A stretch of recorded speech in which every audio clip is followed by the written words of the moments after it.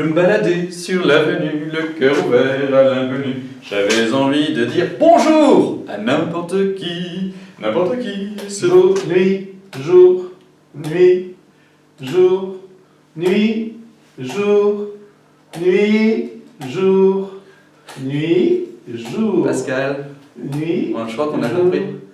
Jour, nuit, jour, nuit. Oui. On a compris. Tu veux quoi? Viens. D'accord. Pas qu'à la maison. La lumière et les ténèbres.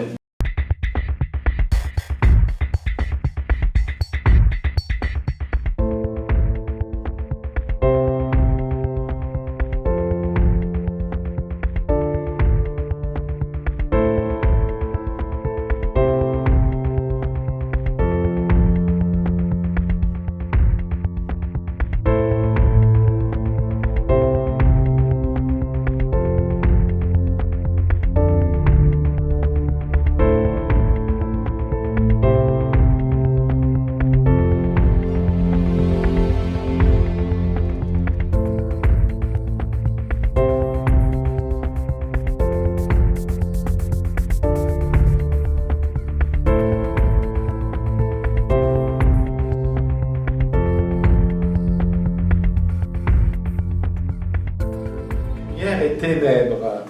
C'est un beau thème dans les jours qui suivent Pâques quand même. Hein. C'est un thème qui nous a été donné par la liturgie hier. Vous avez vu ce texte biblique où Jésus parle d'un affrontement entre la lumière et les ténèbres qui advient dans le monde et dans notre propre cœur, bien sûr. Voilà, c'est le choix d'une vie, je dirais.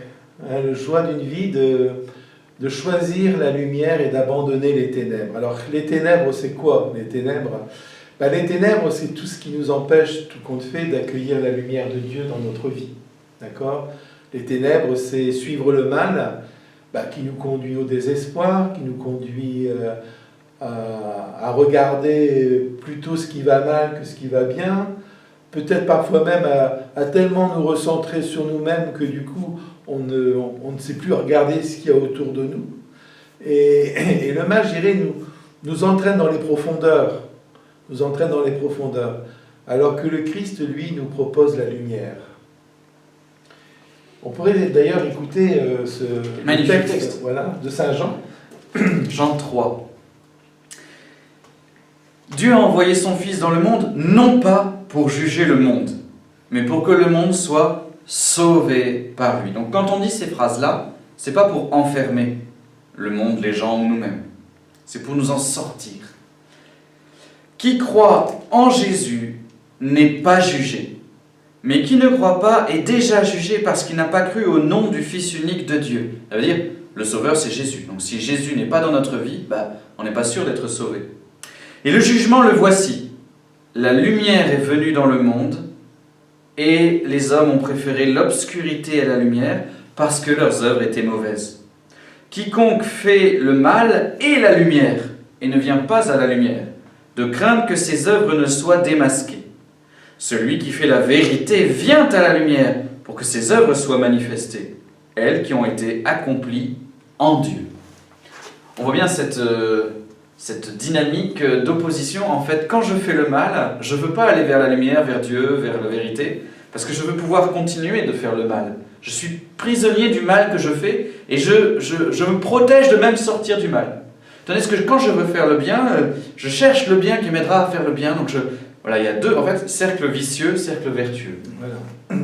Et je dirais, on est balancé souvent entre les deux, sans arrêt dans notre vie, parce qu'il y a des éléments de notre existence qui nous entraînent vers les ténèbres, et d'autres parfois qui nous font au contraire regarder vers la lumière. Alors le vrai moi j'avais mis les ténèbres là et la lumière là. C'est ça. Et le vrai problème qu'on a, c'est vraiment de se dire, pour en dire qu'est-ce qui est ténèbres chez nous et qu'est-ce qui est lumière. Et qu'est-ce qui est ténèbres et qu'est-ce qui est lumière dans notre vie. Et ça, c'est un discernement qui n'est pas toujours facile à faire tout seul. Frères et sœurs, nous vous invitons aujourd'hui à faire le premier pas, c'est-à-dire à prendre conscience qu'il y a ce combat à l'intérieur de nos vies et à l'intérieur des gens qui nous entourent. Ça n'est pas quelque chose d'évident. il y a en permanence une lutte entre la lumière et les ténèbres. Et donc le simple fait d'avoir conscience de cela nous permet d'exercer un discernement. Et nous vous proposons de réfléchir sur votre vie. Déjà la vôtre, ce sera pas mal. Après on passera à celle des autres pour les aider aussi, hein. Mais déjà la nôtre. Qu'est-ce qui dans ma vie est lumière? On se rappelle des 2 commandements de Dieu, hein. Aime Dieu de tout ton cœur, aime ton prochain. Et donc, qu'est-ce qui dans ma vie m'aide à m'ouvrir à la lumière de Dieu? Et qu'est-ce qui dans ma vie m'aide à aller vers mon prochain, même ceux qui sont un peu fatigants? Aller vers les autres, tisser des liens avec les autres. Vers Dieu, et d'ailleurs, vers Dieu, c'est aussi la prière, c'est un peu fatigant aussi, il faut de l'énergie. Qu'est-ce qui m'ouvre à la lumière? Qu'est-ce que je fais déjà qui est bon? Il ne s'agit pas forcément tout de suite de lancer une nouvelle dynamique de lumière, mais déjà ce qui existe, le mettre en valeur, le laisser grandir. Qu'est-ce qui est lumière? Et de l'autre côté, qu'est-ce qui est ténèbres? C'est-à-dire, qu'est-ce qui me ferme sur moi-même?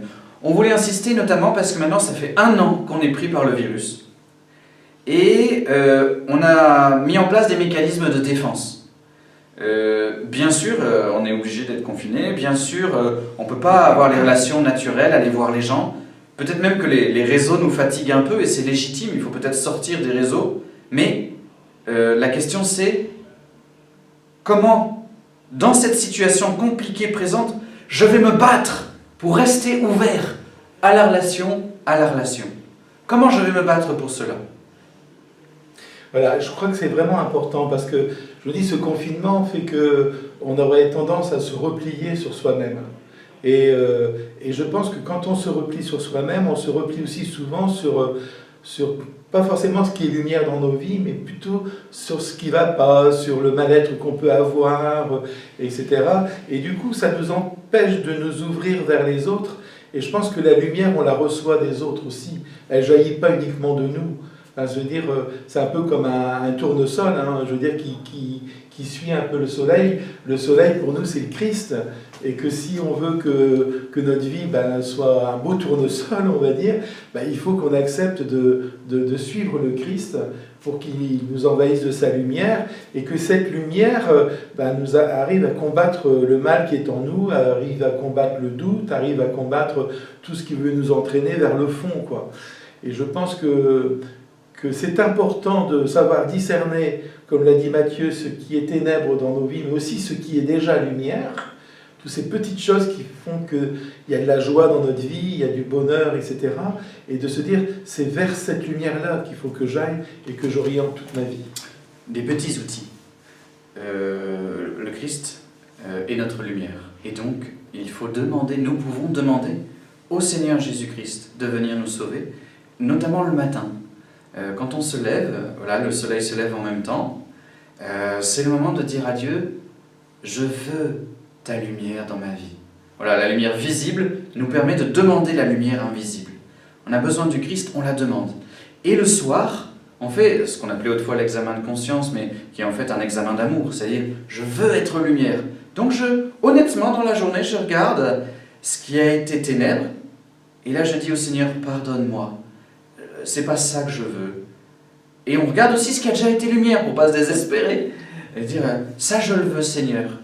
Et on dit, demain, je ferai ce petit acte-là, pour combattre les ténèbres. On prend une petite décision, un petit pas, pas un gros truc, parce que sinon on va arrêter en 5 minutes, une petite décision, peut-être un acte qu'on fera une fois.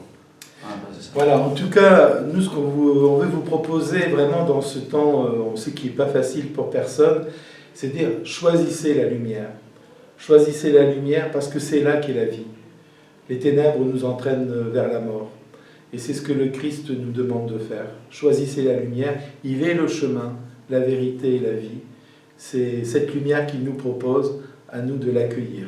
Lumière du monde, celle de la terre, soyons pour le monde, visage de l'amour.